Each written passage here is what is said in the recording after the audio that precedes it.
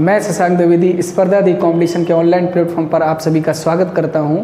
हम लोगों ने पिछले वीडियो में फ्रैक्शन पढ़ा था, मैथ्स का एक अच्छा टॉपिक पढ़ा था जिसमें हम लोगों ने फ्रैक्शन के भाग के बारे में, पार्ट के बारे में पढ़ा था, उनकी आइडेंटिटी के बारे में पढ़ा था और फिर इसके बाद 1 बाई 1 करके हम लोग इसको सॉल्व करना भी सीख रहे थे, जिसमें मैंने लास्ट में आपको वितत भिन्न सॉल्व करना बताया था और आगे उसी पे काम करते हुए थोड़ा सा धीरे धीरे करके हम लोग आगे बढ़ेंगे। आज दशमलव भिन्नों पर भी काम करेंगे। तो हम लोग वितत भिन्न पे काम कर रहे थे और जैसा कि मैंने कल आपको एक बेहतरीन ट्रिक बताई थी और उस ट्रिक के माध्यम से आपने क्वेश्चन को बहुत आसानी से सॉल्व कर लिया था।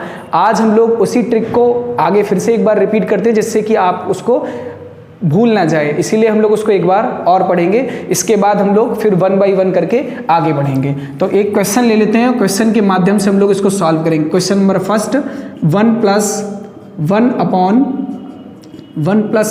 अपॉन फिर से 1 plus 1 upon 1 plus 1 upon 4/9। Clear है? तो इस प्रकार की फ्रैक्शनों को हम लोग पहले तो मैंने ये बता दिया था कि लास्ट डिजिट से सॉल्व करते हैं या फिर हम लोग इसको ट्रिक के माध्यम से भी सॉल्व कर सकते हैं। तो फर्स्ट आप लोगों को क्या करना है, 4 को लेना है और इसके बाद हम लोग 9 को लेंगे। क्लियर है? तो सबसे पहले हम लोग क्या लेंगे, 4 को लेंगे और इसके बाद 9 को लेंगे। इसके बाद हमें चेक करना है कि फ्रैक्शन कितनी है। तो 1 2 3 4 फ्रैक्शन है, तो 1 2 3 4 फ्रैक्शन है। क्लियर है ना जी? इतनी बात क्लियर है। तो अब हम लोग क्या करना है, मैंने आपको बताया था कि जितनी फ्रैक्शन है उतने स्थान निरूपित कर देने हैं और उसके बाद इसको सॉल्व करना है। तो 4 और 9 मिलकर कितना हो जाएगा आपका, 13 हो जाएगा, मतलब कि 13 हो जाएगा। 9 और 13 मिलकर कितना हो जाएगा भैया, 22 हो जाएगा।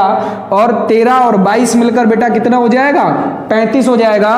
और 35 और 22 मिलकर आपका कितना हो जाएगा, 57 हो जाएगा बेटा। अब 57 हो गया तो आंसर आपका क्या हो जाएगा, 57/35। ये इतनी बात मैंने कल आपको सिखाई थी, ये इतना मैंने आपको कल सिखाया था। अभी इसमें कोई दिक्कत हो तो बताइए। क्लियर है ना? ये तो सारी चीजें क्लियर हैं, तो इसमें तो कोई दिक्कत है नहीं है। तो अब हम लोग आज क्या और थोड़े साथ साथ में आज आगे जो पढ़ेंगे तो पढ़ेंगे, लेकिन मैंने कल थोड़ा सा इतना और बताया था कि अगर ऐसे किसी प्रश्न में इसके ऊपर कोई एक 1 हो, मैंने ये भी बताया था कि अगर ऐसे प्रश्न में इसके ऊपर कोई एक 1 हो तो हम लोग अपनी इस फ्रैक्शन के अंश और हर को आपस में बदल देंगे, तब आपका आंसर कितना हो जाएगा, 35/57 हो जाएगा। यहां तक सारी बात आप लोगों को मैंने कल बता दी थी। अब इसी को आगे बढ़ाते हुए देखो, ये सारी अब आप लोगों के दिमाग में बहुत सारे प्रश्न पैदा हुए होंगे कल की क्लास के बाद। कैसे प्रश्न पैदा हुए हैं? पहली बात कि अरे सर ने तो यहां सब प्लस ही प्लस लिया है, by the way minus minus होता तब क्या करते? तो भाई इसके लिए हम लोग आगे पढ़ेंगे। और दूसरा प्रश्न आप लोगों के दिमाग में एक और ये भी आ सकता है कि सर ने यहाँ पर सारे 1 के 1 ले लिए, यहाँ पर भी 1 1 ले लिए, अगर और कोई डिजिट आ गए तो हम लोग क्या करेंगे? तो उसके लिए हम लोग आगे पढ़ेंगे। तो आप लोग निश्चिंत रहिएगा, 1 बाई 1 करके बारीकी से एक पहलू की तरफ हम लोग बढ़ेंगे। आप लोग इसके लिए बिल्कुल निश्चिंत रहिएगा। क्लियर है? तो हम लोग प्लस वाले तो सीख ही लिए हैं, अब हम लोग इसका एक माइनस वाला क्वेश्चन सीखते हैं। ठीक है? और माइनस वाला क्या हो सकता है उसको देख लेते हैं फर्स्ट। दूसरा क्वेश्चन क्या है जिसको हम लोग माइनस वाला देखेंगे? जैसे लिखा है 1 माइनस 1, यहां पर 1 माइनस 1 अपॉन माइनस 1 अपॉन, इतना ही रहने देते हैं पहले, इसके बाद देख लेते हैं। जैसे लिखा है 5। क्लियर है ना? तो ये माइनस वाला है। अब आप लोगों को लग रहा होगा कि इस पे ट्रिक अप्लाई होगी या नहीं। आपके दिमाग में प्रश्न आ रहा है कि इस पे जो सर आपने ट्रिक बताई है वो अप्लाई होगी या नहीं। आप लोगों के दिमाग में 2 प्रश्न चल रहे हैं, होगी या फिर नहीं। तो हम लोग इसको ट्राई करते हैं, इस पे होगी कि नहीं होगी। फर्स्ट तो मैं आपको सॉल्व करना बताता हूं कि इसको सॉल्व कैसे किया जाता है। तो मैंने कल भी बताया था आपको कि लास्ट डिजिट से हम लोग इसको सॉल्व करते हैं। कैसे? देखो 5 एकम 5, माइनस का सिंबल है तो मतलब इसको घटाएंगे, घटाने का सिंबल होगा तो घटाएंगे। 5 एकम 5, 5 में से 1 जाएगा तो बेटा क्या हो जाएगा, 4/5। क्लियर है? अब ये जो 5 है ये यहां पहुंच जाएगा। ये चीज मैंने कल बहुत अच्छे से आपको समझाई थी और मैं आशा करता हूं कि 100% आपको ये बात समझ आई होगी। तो अगले वाले स्टेप में देखो आपके पास क्या बचा है वो देख लेते हैं। 1 माइनस 1 अपॉन 1 माइनस 1। अब इस 1 की जगह ये 5 पहुंच गया तो 5 और यहां क्या बचा है 4। अब देखिएगा यहां पर क्या हो जाए, 4 एकम 4, 4 में से 5 जाएगा बेटा तो क्या आएगा, माइनस का, क्लियर है ना, 4 में से 5 जाएगा तो क्या आएगा, माइनस का 1 और डिवाइड बाई क्या हो जाएगा 4। अब ये 4 आपका इधर जाएगा, है ना, 4 आपका ऊपर जाएगा, तो फाइनली इधर आपको क्या मिला है, इधर देखिएगा 1 माइनस 4 अपॉन माइनस का 1, इतना मिल गया। अब माइनस का 1 बन जा माइनस का 1, अभी देखो माइनस के 1 एकम माइनस का 1 हो गया। अब माइनस के 1 में से आप माइनस का 4 घटा रहे, माइनस के 1 में से माइनस का जब घटाएंगे तो ये आपस में क्या बेटा जुड़ जाएगा, तो क्या हो जाएगा माइनस का 5 बटे माइनस का 1, क्लियर है ना। तो माइनस से माइनस कैंसिल और 5 से 5 कटेगा, कितनी बार, 5 बार। ये आपका इसका सॉल्यूशन है, ये इसका आपका सॉल्यूशन है। अब हम लोग ये देखेंगे क्या इस पर भी ये ट्रिक अप्लाई हो पाएगी कि नहीं।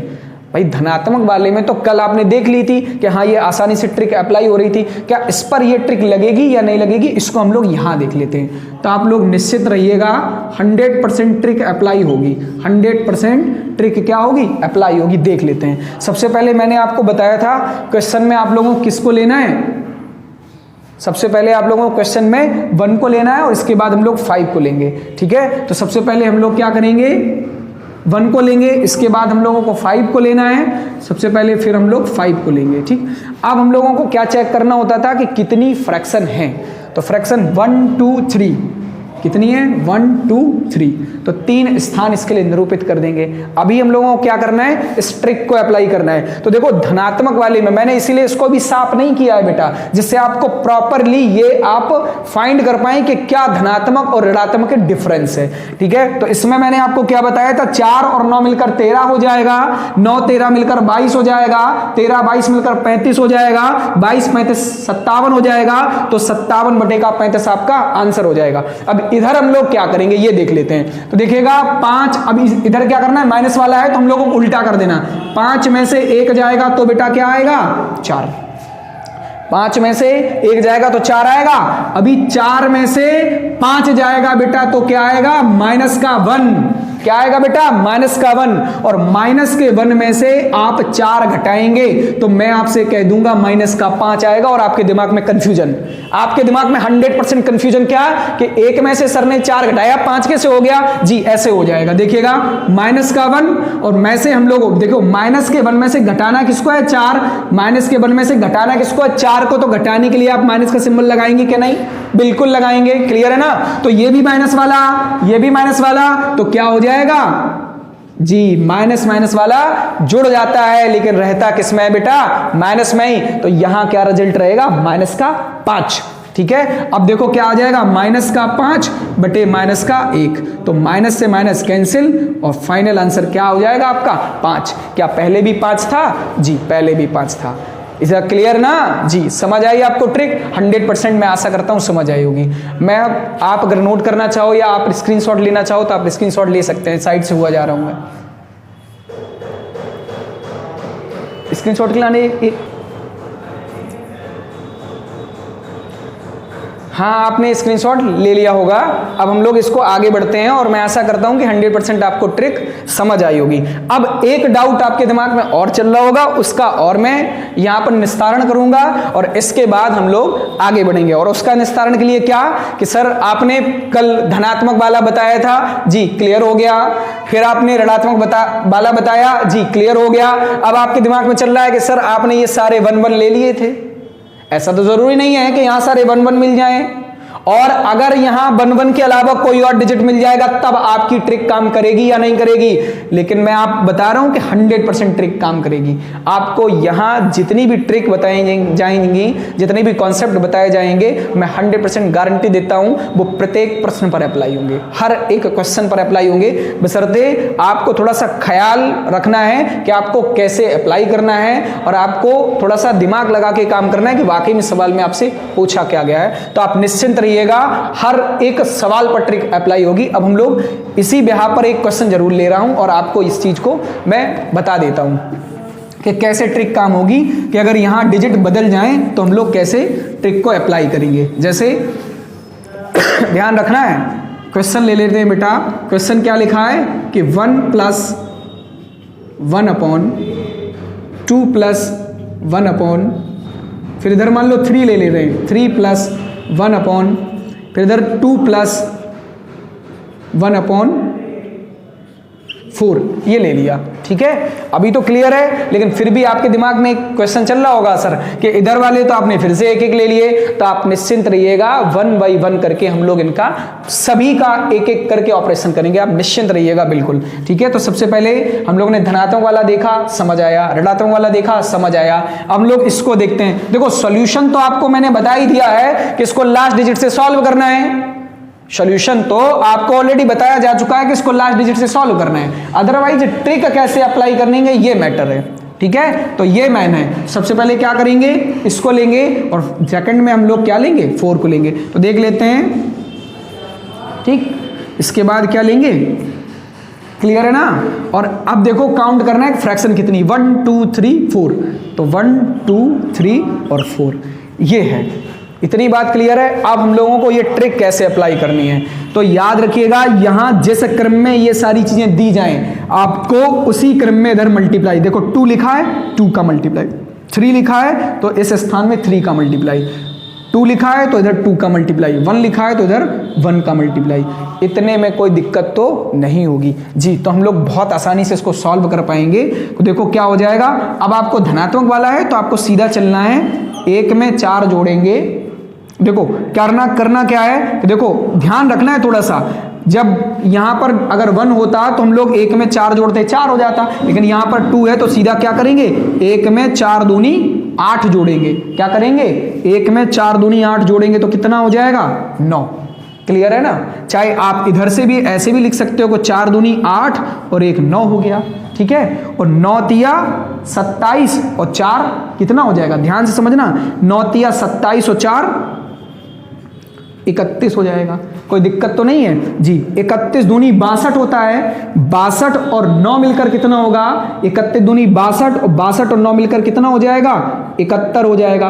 और 71 एकम 71 और 71 और 31 मिलकर कितना हो जाएगा बेटा, 102 हो जाएगा। क्या हो जाएगा, 102। जिनको समझ नहीं आया वो फिर से एक बार ध्यान देंगे, 4 दूनी 8 और 1 9 हो जाएगा, 9 तिया 27 और 4 31 हो जाएगा, 31 दूनी 62 और 9 71 हो जाएगा, 71 एकम 71 31 102 हो जाएगा। अभी तो कोई दिक्कत नहीं है, तो आंसर क्या हो जाएगा, 102 बटे का 71, 102 बटे का 71, 102 बटे का 71। क्लियर है ना जी। मैं आशा करता हूं आपको 100% समझ में आई होगी ट्रिक। अभी बताओ किसी को कोई भी दिक्कत हो, क्लियर है ना जी, बिल्कुल समझ में आई होगी, क्योंकि देखो हम लोगों ने मोस्टली इसके सारे पहलुओं को देख लिया है। धनात्मक वाला देखा, ऋणात्मक वाला देखा, और हम लोगों ने डिजिट भी बदल के देख लिए। तो मैं आशा करता हूं कि आपको ये वितत भिन्न पूरे रूप से समझ आई होगी और ये ट्रिक भी पूरे रूप से समझ आई होगी। आप अगर स्क्रीनशॉट लेना चाहते हैं तो आप इसका स्क्रीनशॉट ले सकते हैं।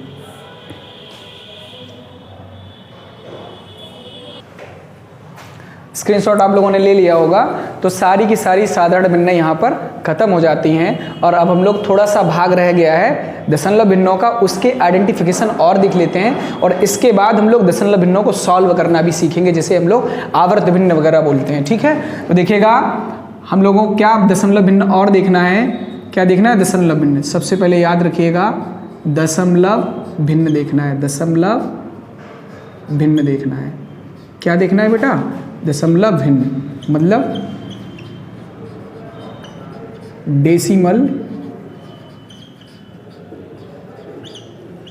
Decimal fraction. तो मैंने कल आपको उसके पार्ट जरूर बताए थे, पर उनकी आइडेंटिटी नहीं बताई थी। आज हम लोग इनकी आइडेंटिटी भी देखेंगे। और दशमलव भिन्नों में सबसे पहले जो हम लोग देखने वाले हैं, फर्स्ट जो देखने वाले हैं वो क्या है, साधारण। क्या देखने वाले हैं, साधारण दशमलव भिन्न। क्या देखने वाले हैं बेटा, साधारण दशमलव भिन्न। हम लोग देखने वाले हैं साधारण दशमलव भिन्न, simple decimal fraction, simple decimal fraction देखने वाले हैं, ठीक है, साधारण दशमलव भिन्न। तो देखो सारी की सारी साधारण भिन्न तो होगी। दशमलव भिन्नों में सबसे पहले हम लोग देखने वाले हैं साधारण दशमलव भिन्न, और मैंने इसको बता दिया था आपको कि इसे शांत दशमलव भिन्न भी कहते हैं। क्या कहते हैं बेटा? इसको शांत दशमलव भिन्न भी कहते हैं, शांत दशमलव भिन्न, या इसको हमने बताया था आपको टर्मिनेटिंग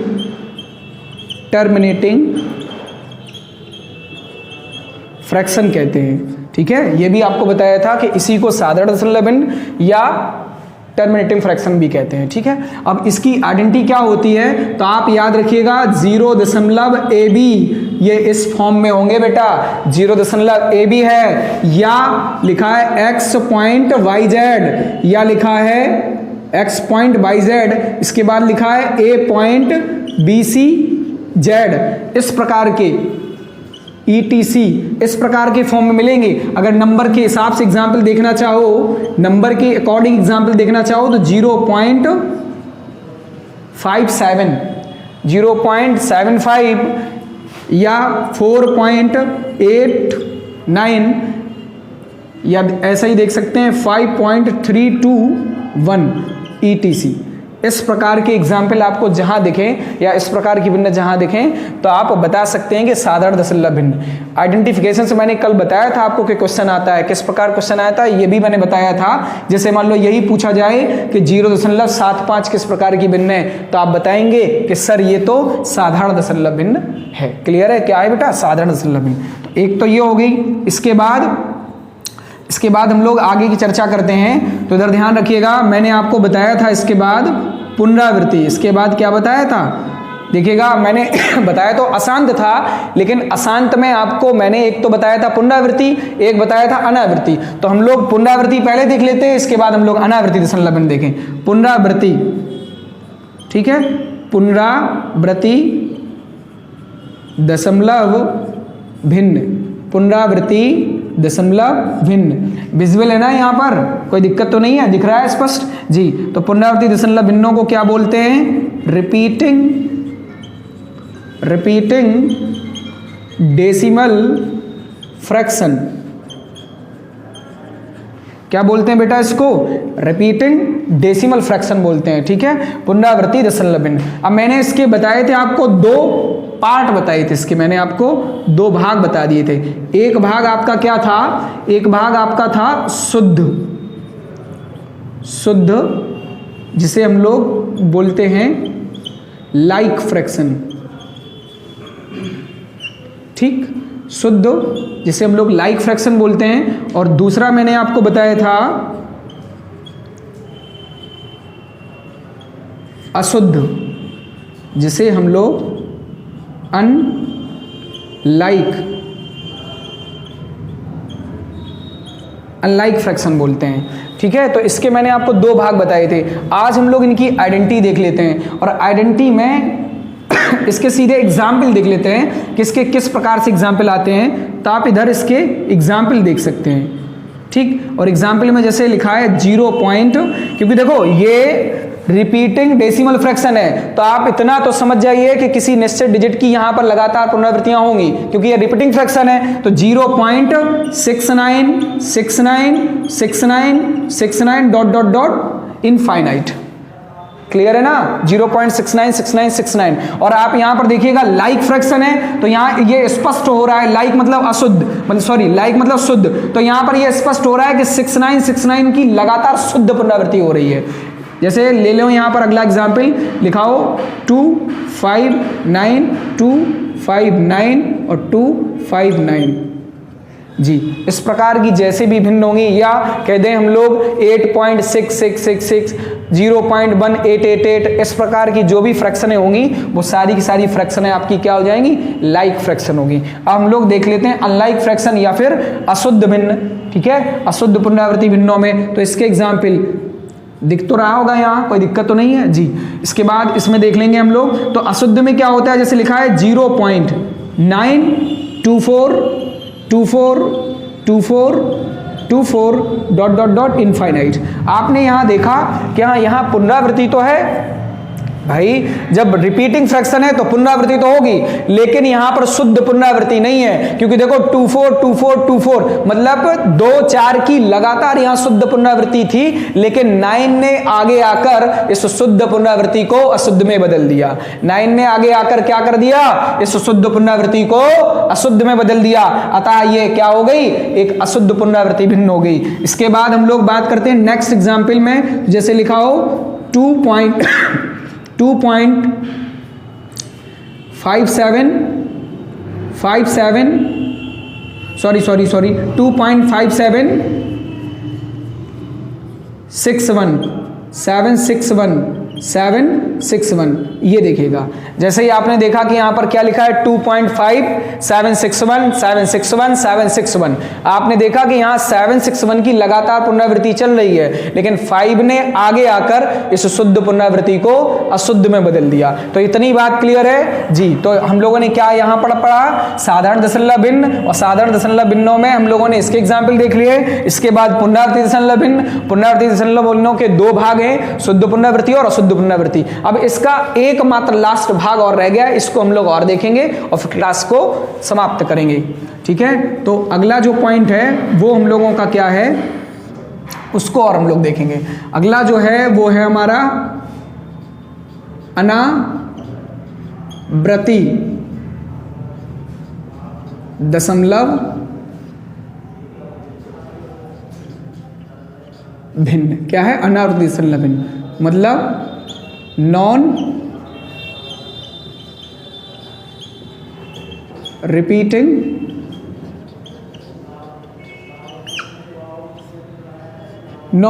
फ्रैक्शन। क्लियर है, अनावृत्ति दशमलव भिन्न। हम लोग अनावृत्ति दशमलव भिन्नों की बात करते हैं, सीधा एग्जाम्पल देखेंगे।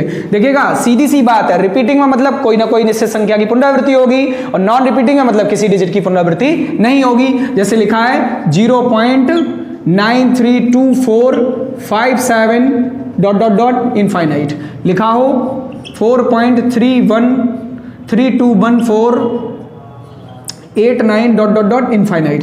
क्लियर है। तो यहां पर आप लोगों ने देखा कि यहां किसी भी निश्चित डिजिट की कोई भी पुनरावृत्ति नहीं है, तो अतः आप यहां पर भी ये स्पष्ट कर पाए।